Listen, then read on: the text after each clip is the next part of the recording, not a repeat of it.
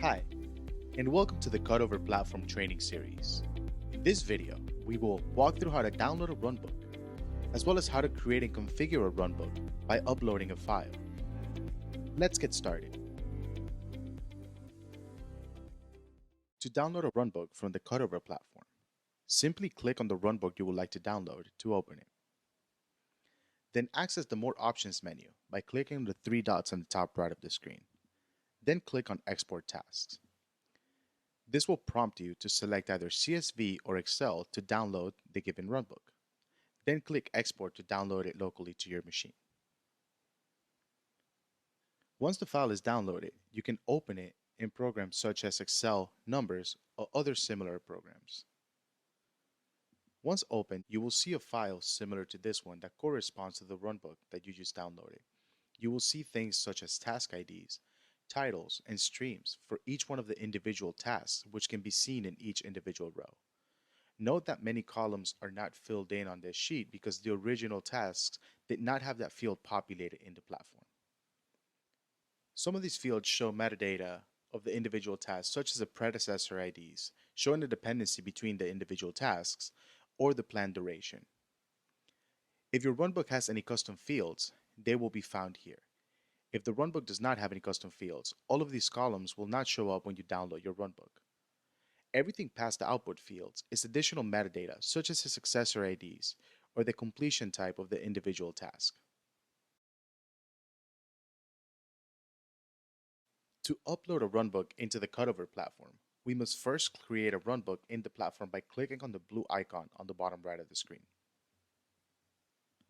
We name the runbook, we choose the folder in which we want to store it, as well as the scheduled start date.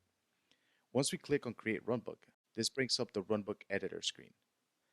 Now, from here, we want to click on the gear icon on the top of the screen, which brings down an options menu.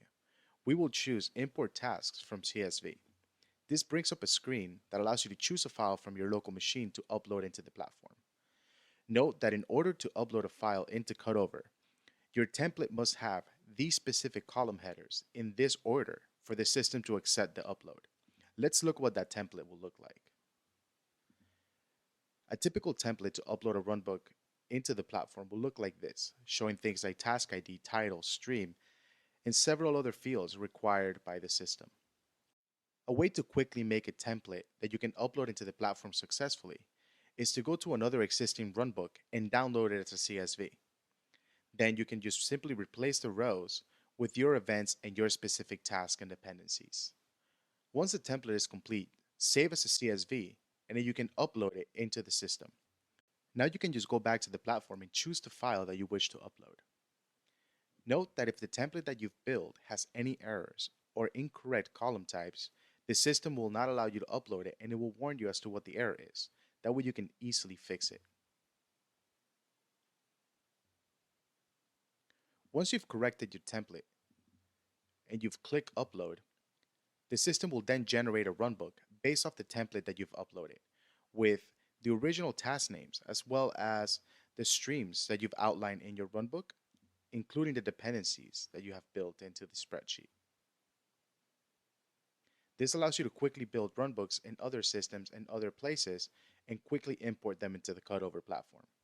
Thank you for watching Cutover Training. For more information, please visit the Help Center on the site.